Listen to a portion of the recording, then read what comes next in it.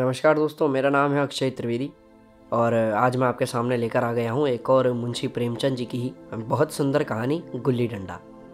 दोस्तों, इतने सारे खेल आजकल बाज़ार में आ चुके हैं। क्रिकेट हो गया, बैडमिंटन हो गया, टेनिस हो गया, पर फिर भी मुझे नहीं लगता कि जो भारत का देसी खेल है गुल्ली डंडा, उसका कोई मुकाबला है। क्योंकि जब संक्रांत आती है तो संक्रांत गुल्ली डंडे को अपने साथ लाती है और मुझे तो बहुत अच्छा लगता है गुल्ली डंडा खेलना। आपको लगता है कि नहीं, आप कमेंट्स में ज़रूर बताएं। तो चलिए कहानी का आनंद लेते हैं, आप और हम दोनों साथ मिलकर। बस कान में ईयरफोन और हेडफोन लगा लें, क्योंकि जो मैं यहाँ से कहना चाहता हूँ अगर वो आप तक वैसा का वैसा ही पहुँच गया तो बस हमारा काम हो गया। चलिए मैं पढ़ना शुरू करता हूँ और आप सुनना शुरू करिए। हमारे अंग्रेजीदा दोस्त माने या न माने, मैं तो यही कहूँगा कि गुल्ली डंडा सब खेलों का राजा है। अब भी कभी लड़कों को गुल्ली डंडे खेलते देखता हूँ तो जी लोटपोट हो जाता है। मन करता है कि इनके साथ जाकर खेलने लगूं। न लोन की ज़रूरत, न कोर्ट की, न नेट की और न थापी की। मज़े से किसी एक पेड़ की टहनी काट लो, गुल्ली बना लो और दो आदमी भी आ गए तो खेल शुरू हो गया। विलायती मेलों में सबसे बड़ा खेल है कि उनके सामान बहुत महंगे होते हैं। जब तक कम से कम 1 सैकड़ा खर्च न करिए, खिलाड़ियों में शुमार नहीं हो सकते। यह गुल्ली है कि बिना हर्र फिटकरी के चोखा रंग देती है। पर हम अंग्रेजी चीज़ों के यदि ऐसे दीवाने ही हो रहे हैं कि अपनी सभी चीज़ों से अरुचि हो गई है। हमारे स्कूलों में हर एक लड़के से 3 रुपये सालाना केवल खेलने की फीस ली जाती है। किसी को यह नहीं सोचता कि भारतीय खेल खेलाएं जो बिना दाम कौड़ी के खेले जाते हैं। अंग्रेजी खेल उनके लिए जिनके पास धन है। गरीब लड़कों के सिर क्यों ये व्यसन मरते हो? ठीक है, गुल्ली से आँख फूट जाने का भय रहता है तो क्या हुआ? क्रिकेट से सिर फूट जाने का, तिल्ली फट जाने का, टांग टूट जाने का भय नहीं रहता। अगर हमारे माथे में गुल्ली का दाग आज तक बना हुआ है तो हमारे कई दोस्त ऐसे भी हैं जो थापी को बैसाखी से बदल बैठे। खैर, ये अपनी अपनी रुचि है। मुझे गिल्ली ही सब खेलों में सबसे अच्छी लगती है और बचपन की मीठी स्मृतियों में गुल्ली ही सबसे मीठी है। वह प्रातःकाल घर से निकल जाना, वह पेड़ पर चढ़कर टहनियाँ काटना और गुल्ली डंडे बनाना, वह उत्साह, वह लगन, वह खिलाड़ियों के जमघटे, वह पदना, वह पदाना, वह लड़ाई झगड़े, वह सरल स्वभाव जिसमें छूत अछूत, अमीर गरीब, इन सब का बिल्कुल भेद न रहता था। जिसमें अमीराना चोचलों की, प्रदर्शन की, अभिमान की गुंजाइश ही न थी। वह उसी वक्त भूलेगा जब घरवाले बिगड़ रहे हैं, पिताजी चौके पर बैठे वेग से रोटियों पर अपना क्रोध उतार रहे हैं, अम्मा की दौड़ केवल द्वार तक है, लेकिन उनकी विचारधारा में मेरा अंधकार में भविष्य टूटी हुई नौका की तरह डगमगा रहा है और मैं हूँ कि पदाने में मस्त हूँ। न नहाने की सुधि है न खाने की। गुल्ली है तो ज़रा सी, पर उसमें दुनिया भर की मिठाइयों की मिठास और तमाशों का आनंद भरा हुआ है।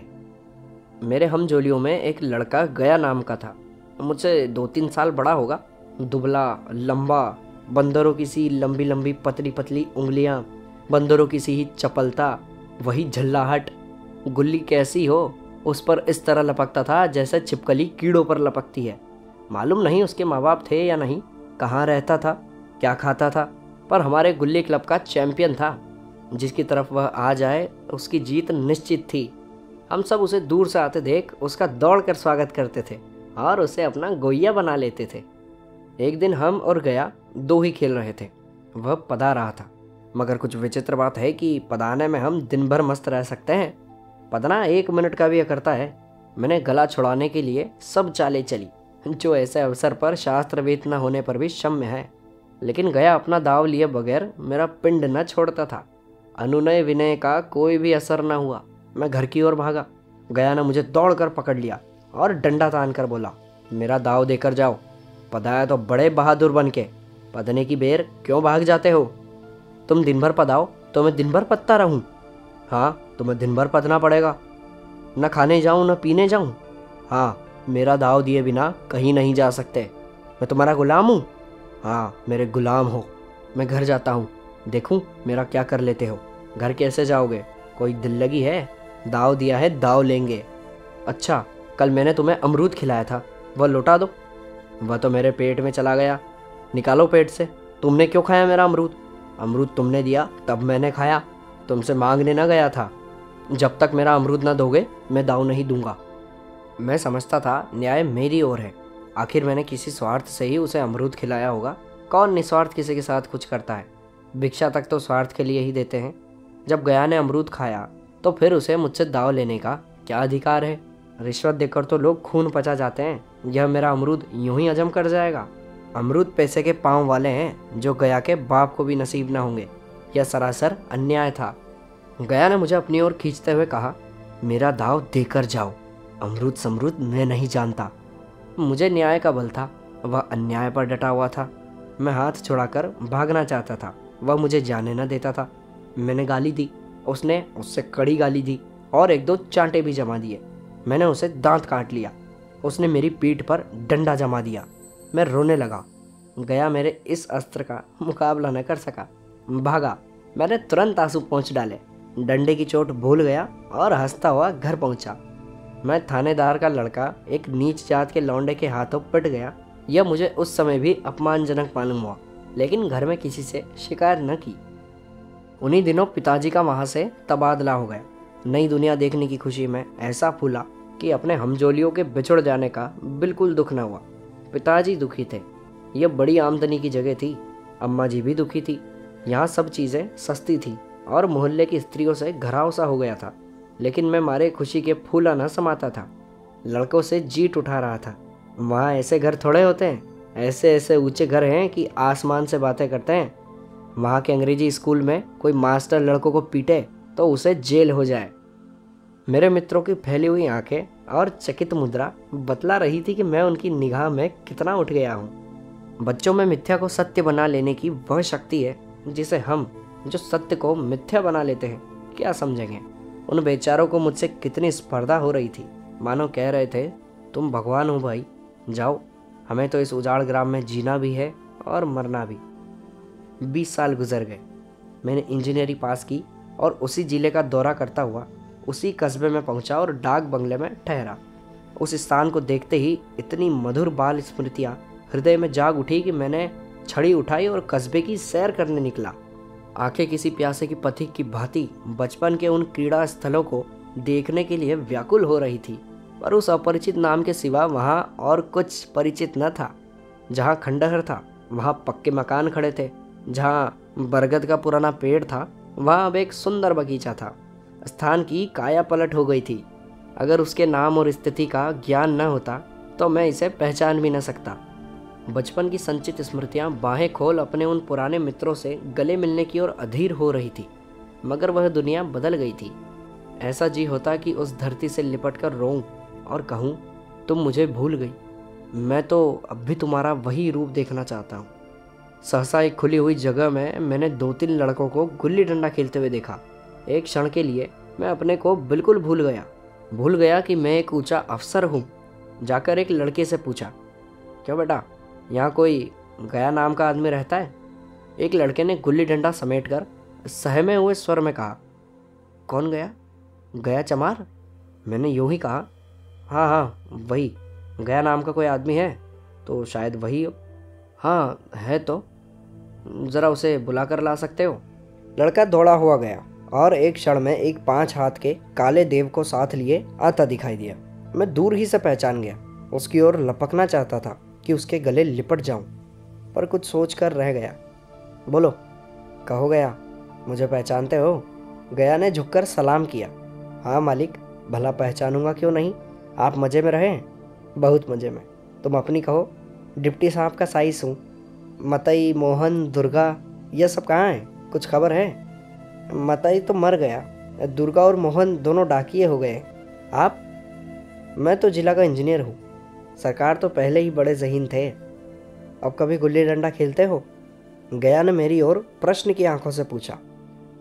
अब गुल्ली डंडा क्यों खेलूंगा सरकार, अब तो पेट के धंधे से छुट्टी नहीं मिलती। आओ आज हम तुम खेलें, तुम पदाना और हम पदेंगे। तुम्हारा एक दाव हमारे ऊपर है, आज उतार लो। गया बड़ी मुश्किल से राजी हुआ। वह ठहरा टके का मजदूर और मैं बड़ा अफसर, हमारा और उसका क्या जोड़। बेचारा झेप रहा था, लेकिन मुझे भी कम झेप न थी। इसलिए नहीं कि मैं गया के साथ खेलने जा रहा था, बल्कि इसलिए कि लोग इस खेल को अजूबा समझकर इसका तमाशा बना लेंगे और अच्छी खासी भीड़ लग जाएगी। उस भीड़ में वह आनंद कहाँ रहेगा, पर खेले बगैर तो रहा नहीं जाता था। आखिर निश्चय हुआ कि दोनों जने बस्ती से दूर जाकर एकांत में खेलें। वहाँ कौन देखने वाला बैठा होगा, मज़े से खेलेंगे और बचपन की मिठाई को खूब रस लेकर खाएंगे। मैं गया को लेकर डाक बंगले पर आया और मोटर में बैठकर दोनों मैदान की ओर चले। साथ में एक कुल्हाड़ी ले ली। मैं गंभीर भाव धारण किए हुए था, लेकिन गया इसे अभी तक मजाक ही समझ रहा था। फिर भी उसके मुख पर उत्सुकता या आनंद का कोई चिन्ह न था। शायद हम दोनों में जो अंतर हो गया था वह सोचने में मगन था। मैंने पूछा, तुम्हें कभी हमारी याद आई थी गया? सच कहना। गया झेंपता हुआ बोला, मैं आपको क्या याद करता हुजूर, किस लायक हूँ। भाग्य में आपके साथ कुछ दिन खेलना बदा था, नहीं तो मेरी क्या गिनती। मैंने उदास होकर कहा, लेकिन मुझे तो तुम्हारी बराबर याद आती थी। तुम्हारा वह डंडा जो तुमने थान कर जमाया था, याद है ना? गया ने पछताते हुए कहा, वह लड़कपन था सरकार, उसकी याद न दिलाओ। वाह, वह मेरे बाल जीवन की सबसे रसीली याद है। तुम्हारे उस डंडे में जो रस था, कुछ ऐसी मिठास थी उसमें कि आज तक उससे मन मीठा होता रहता है। इतनी देर में हम बस्ती से कोई 30 मील दूर निकल आए हैं। चारों तरफ सन्नाटा है। पश्चिम की ओर कोसों तक भीमताल फैला हुआ है, जहाँ जाकर हम किसी समय कमल के पुष्प तोड़ ले आते थे और उसके झुमके बनाकर कानों में डाल लेते थे। जेठ की संध्या केसर में डूबी चली आ रही है। मैं लपक कर एक पेड़ पर चढ़ गया और एक टहनी काट कर लाया। झटपट गुल्ली डंडा बन गया। खेल शुरू हो गया। मैंने गुच्चे में गुल्ली रखकर उछाली। गुल्ली गया के सामने से निकल गई। उसने हाथ लपकाया जैसे मछली पकड़ रहा हो। गुल्ली उसके पीछे जाकर गिरी। यह वही गया है जिसके हाथों में गुल्ली जैसे आप ही आप जाकर बैठ जाती थी। वह दाहिने बाएं कहीं हो, गुल्ली उसकी हथेलियों में ही पहुंचती थी। नई गुल्ली, पुरानी गुल्ली, छोटी गुल्ली, बड़ी गुल्ली, नोकदार गुल्ली, सपाट गुल्ली, सभी उसे मिल जाती थी। जैसे उसके हाथों में कोई चुंबक हो जो गुल्लियों को खींच लेता हो। लेकिन आज गुल्ली को उससे प्रेम नहीं रहा। फिर तो मैंने पदाना शुरू किया। मैं तरह तरह की धांधलियाँ कर रहा था। अभ्यास की कसर बेईमानी से पूरी कर रहा था। ऊंच जाने पर भी डंडा खेले जाता था। हालांकि शास्त्र के अनुसार गया की बारी आनी चाहिए थी। गुल्ली पर जब ऊंची चोट पड़ती और वह जरा दूरी पर गिर पड़ती तो मैं झटपट उसे खुद उठा लेता और दोबारा टांड लगाता। गया यह सब कुछ देख रहा था, पर कुछ बोलता न था, जैसे उसे वह सब कायदे कानून भूल गए। उसका निशाना कितना अचूक था। गुल्ली उसके हाथ से निकलकर टन से डंडे में आकर लगती थी। उसके हाथ से छूटकर उसका काम था डंडे से टकरा जाना। लेकिन आज वह गुल्ली डंडे में लगती ही नहीं। कभी दाहिने जाती, कभी बाएं, कभी आगे तो कभी पीछे। आधे घंटे पदाने के बाद एक बार गुल्ली डंडे में आ लगी। मैंने धांधली की। गुल्ली डंडे में नहीं लगी। बिल्कुल पास से गई, लेकिन नहीं लगी। गया ने किसी प्रकार का असंतोष प्रकट न किया। न लगी होगी। डंडे में लगती तो क्या मैं बेईमानी करता? नहीं भैया, तुम भला बेईमानी क्यों करोगे? बचपन में मजाल थी कि ऐसा घपला करके जीता बचता। यही गया गर्दन पर चढ़ बैठता। लेकिन आज मैं उसे कितनी आसानी से धोखा दिए चला जाता था। गधा है, सारी बातें भूल गया। सहसा गुल्ली फिर डंडे में लगी और इतने जोर से लगी जैसे बंदूक से छूटी हो। इस प्रमाण के सामने अब किसी तरह की धांधली करने का साहस मुझे इस वक्त भी न हो सका। लेकिन क्यों ना एक बार सच को झूठ बनाने की चेष्टा करूं? मेरा हरज ही क्या है। मान गया तो वाह वाह, नहीं तो 2-4 हाथ पदना ही तो पड़ेगा। अंधेरे का बहाना करके जल्दी से गला छोड़ा लूंगा। फिर कौन दाव देने आता है? गया ने विजय के उल्लास में कहा, लग गई, टन से बोली। मैंने अनजान बनने की चेष्टा करके कहा, तुमने लगते देखा? मैंने तो नहीं देखा। टन से बोली है सरकार, और जो किसी ईंट में लग गई हो। मेरे मुख से यह वाक्य उस समय कैसे निकला, इसका मुझे खुद आश्चर्य है। इस सत्य को झुठलाना वैसा ही था जैसे दिन को रात बताना। हम दोनों ने गुल्ली को डंडे में जोर से लगते देखा था, लेकिन गया ने मेरा कथन स्वीकार कर लिया। हाँ, किसी ईंट में ही लगी होगी। डंडे में लगती तो इतनी आवाज़ न आती। मैंने फिर पताना शुरू कर दिया, लेकिन प्रत्यक्ष धांधली कर लेने के बाद गया की सरलता पर मुझे दया आने लगी। इसलिए जब तीसरी बार गुल्ली डंडे में लगी तो मैंने बड़ी उदारता से दाव देना तय कर लिया। गया ने कहा, अब तो अंधेरा हो गया भैया, कल को रखो। मैंने सोचा कल को बहुत सा समय होगा, यह न जाने कितनी देर पदाए, इसलिए इसी वक्त मामला साफ कर लेना अच्छा होगा। नहीं, अभी बहुत उजाला है, तुम अपना दाव ले लो, गुल्ली सूझेगी नहीं, कुछ परवाह नहीं। गया ने पदाना शुरू किया। उसे बिल्कुल अभ्यास न था। उसने 2 बार टांड लगाने का इरादा किया, पर दोनों ही बार ऊंच गया। 1 मिनट से कम में वह दाव पूरा कर चुका। बेचारा घंटा भर पदा पर 1 मिनट में ही अपना दाव खो बैठा। मैंने अपने हृदय की विशालता का परिचय दिया। एक दाव और खेल लो, तुम पहले ही हाथ में हो गए। नहीं भैया, अब अंधेरा हो गया, तुम्हारा अभ्यास छूट गया, कभी खेलते नहीं। खेलने का समय कहाँ मिलता है भैया। हम दोनों मोटर पर जा बैठे। चिराग जलते जलते पड़ाव पर पहुंच गए। गया चलते चलते बोला, कल यहाँ गुल्ली डंडा होगा, सभी पुराने खिलाड़ी खेलेंगे, आप भी आओगे? जब आपको फुर्सत हो तभी खिलाड़ियों को बुलाऊं। मैंने शाम का समय दिया और दूसरे दिन देखने आया। कोई 10-10 आदमियों की मंडली थी। कई मेरे लड़कपन के साथी निकले। अधिकांश युवक थे जिन्हें मैं पहचान न सका। खेल शुरू हुआ। मैं मोटर पर बैठा बैठा तमाशा देखने लगा। आज गया का खेल, उसका वह नैपुण्य देखकर मैं चकित हो गया। टांड लगा था तो गुल्ली आसमान से बातें करती। कल किसी वह झिझक, वह हिचकिचाहट, वह बेदिली आज न थी। लड़कपन में जो बात थी आज उसने पूर्णता प्राप्त कर ली थी। कहीं कल इसने मुझे इस तरह पदाया होता तो मैं ज़रूर रोने लगता। उसके डंडे की चोट खाकर गुल्ली 200 गज की खबर लाती थी। पदने वालों में एक युवक ने धांधली की। उसने अपने विचार में गुल्ली रोक ली थी। गया का कहना था गुल्ली ज़मीन से लगकर उछली थी। इस पर दोनों में ताल ठोकने की नौबत आई। युवक दब गया। गया का तमतमाता हुआ चेहरा देखकर वह डर गया। अगर वह दब न जाता तो ज़रूर मारपीट हो जाती। मैं खेल में न था, पर दूसरों के इस खेल में मुझे वही लड़कपन का आनंद आ रहा था जब हम सब कुछ भूलकर खेल में मस्त हो जाते थे। अब मुझे मालूम हुआ कि कल गया ने मेरे साथ खेला नहीं, केवल खेलने का बहाना किया। मैंने धांधली की, बेईमानी की, पर उसे ज़रा भी क्रोध न आया, इसलिए कि वह खेल नहीं रहा था, मुझे खेला रहा था, मेरा मान रख रहा था। वह मुझे पदाकर मेरा कचूमर नहीं निकालना चाहता था। मैं अब अफसर हूँ। यह अफसरी मेरे और उसके बीच में दीवार बन गई है। अब मैं उसका लिहाजा पा सकता हूँ, अदब पा सकता हूँ, साचार नहीं पा सकता। लड़कपन था तब मैं उसका समकक्ष था, हम में कोई भेद न था। यह पद पाकर अब मैं केवल उसकी दया के योग्य हूँ। वह मुझे अपना जोड़ नहीं समझता।